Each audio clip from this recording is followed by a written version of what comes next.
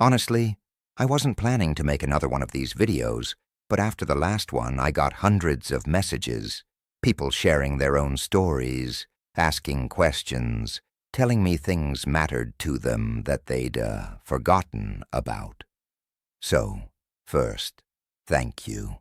Really, your words meant more than you know. Now I want to talk about something I've been thinking about since my wife, Elena, died. It's about the lies we tell ourselves to get through the day. Not the big lies, the small ones, the ones we think are protecting us, but are actually stealing our lives. I'm George, I'm 87, and I spent 43 years lying to my wife about something so small, so stupid, that when I finally told her the truth, we both sat there in silence for a long time. Not because it was earth-shattering, but because of all the years we'd wasted dancing around it. It was a Thursday afternoon. We were sitting on the porch, and she asked me, like she'd asked 1,000 times before, "Do you ever regret not finishing your degree?" And for 43 years, I'd said the same thing. No, it worked out fine. I did all right. But that day, something broke in me. I said, yes. Every single day, she looked at me like I'd suddenly started speaking another language. What? I regret it every day. I said, I regret that I quit. I regret that I was too proud to go back. I regret that I told myself it didn't matter when it mattered to me more than almost, anything. Elena put her coffee down. She said, George, why didn't you tell me? We could have figured something out. You could have gone back. And that's when I realized what I'd done. I'd spent 4 decades protecting my ego, pretending something didn't hurt when it was eating at me the whole time. And in doing that, I'd robbed both of us.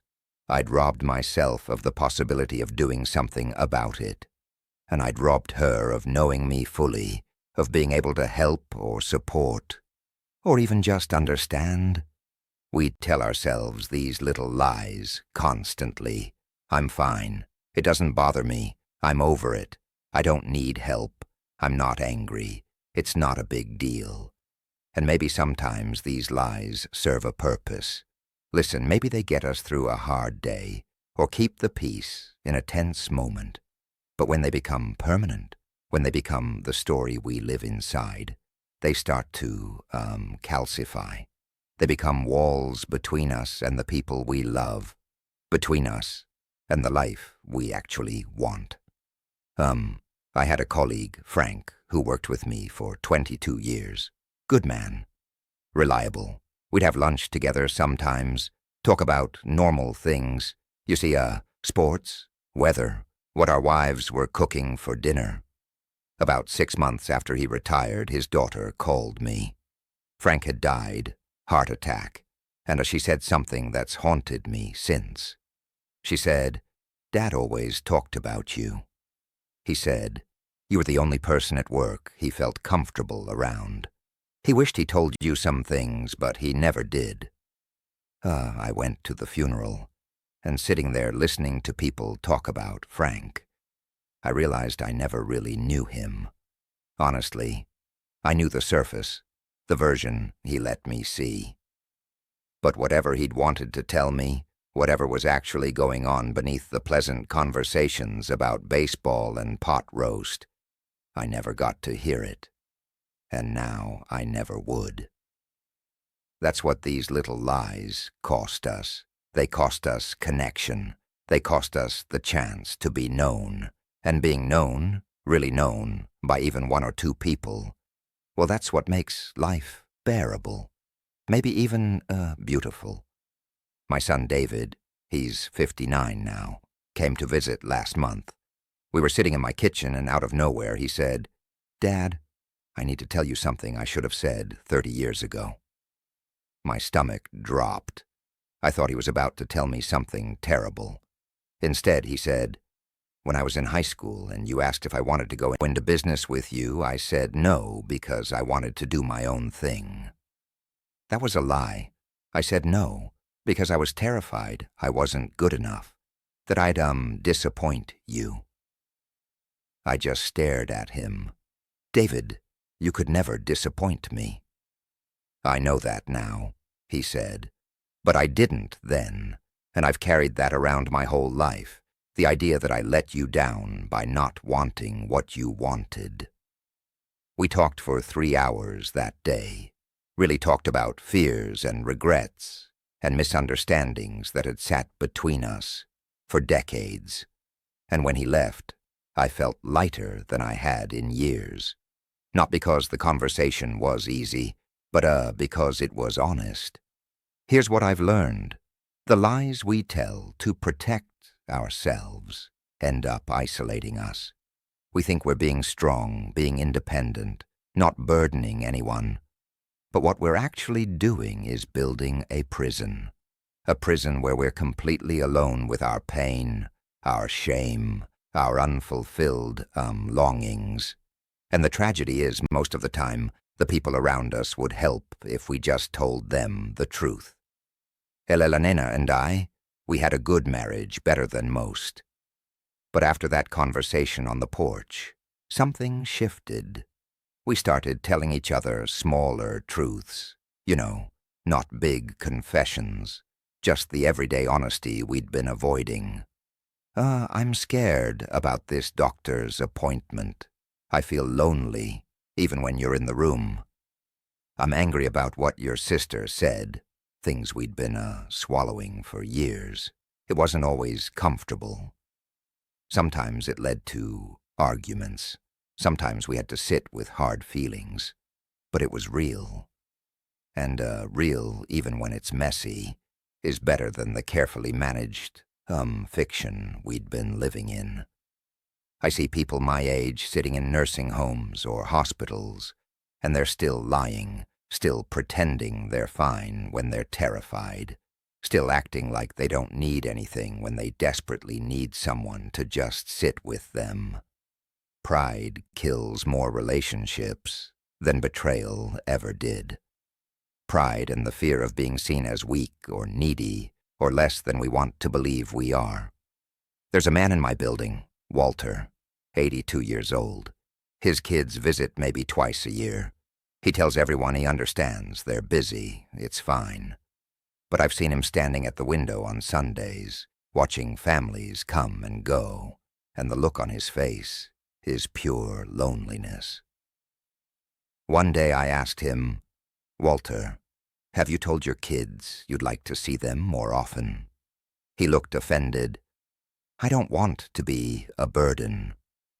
So he sits in his apartment alone, protecting his pride while his life slips away. I'm not saying you need to spill your guts to everyone. Some things are private, some things you work through on your own. But the people closest to you, the ones who love you or want to love you, they deserve the truth. Not the polished version, not the I'm handling it version, the actual truth. I'm struggling, I need help. This hurts, I'm scared, I don't know what to do. When my youngest daughter called me 3 years ago, crying so hard I could barely understand her, I asked what happened. She said, I feel like I'm failing at everything. I can't do this anymore. And instead of telling her she was fine, that she was being dramatic, I told her the truth. I said, I've felt that way too, many times. It's terrible. I'm sorry you're going through it. We talked for an hour. I didn't fix anything. I couldn't. But she said later that conversation saved her. Not because I had answers, because I was honest about not having them either. The lies we tell ourselves about being fine, about having it together, about not needing anyone. They don't make us stronger, they make us smaller. They shrink our lives down to what we can manage alone, which isn't much because humans aren't built to be alone. We're built for connection, for shared struggle, for the relief of being known and still, loved. I wasted so many years pretending I wasn't hurt when I was, pretending I didn't care when I did, pretending I had everything under control when I was drowning. And the cost wasn't just to me. It was to Elela Nena, to my kids, to friendships that could have been deeper if I'd been braver. Now I don't have time for pretending. I'm 87. Every conversation could be my last with someone. So when people ask how I'm doing, I tell them. When something matters to me, I say so.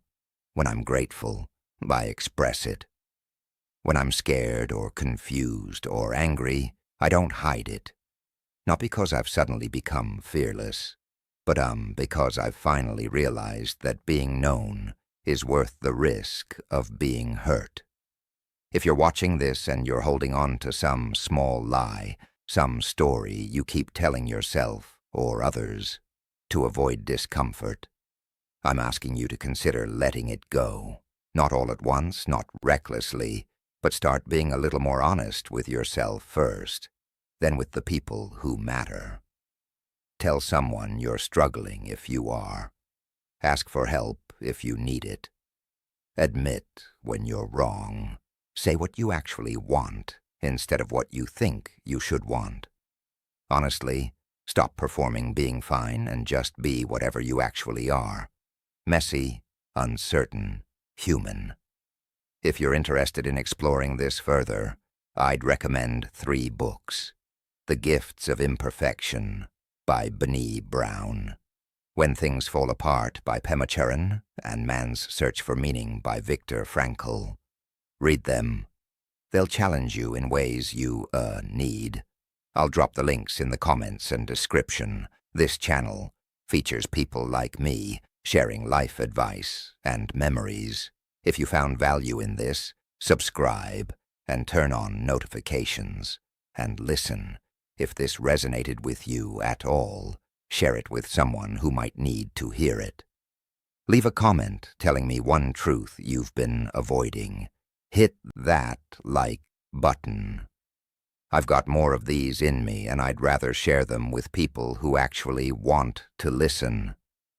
If you've got a story to tell, something you've learned that might help someone else, there's a form down in the description. Fill it out. Maybe next time we'll be sharing your story.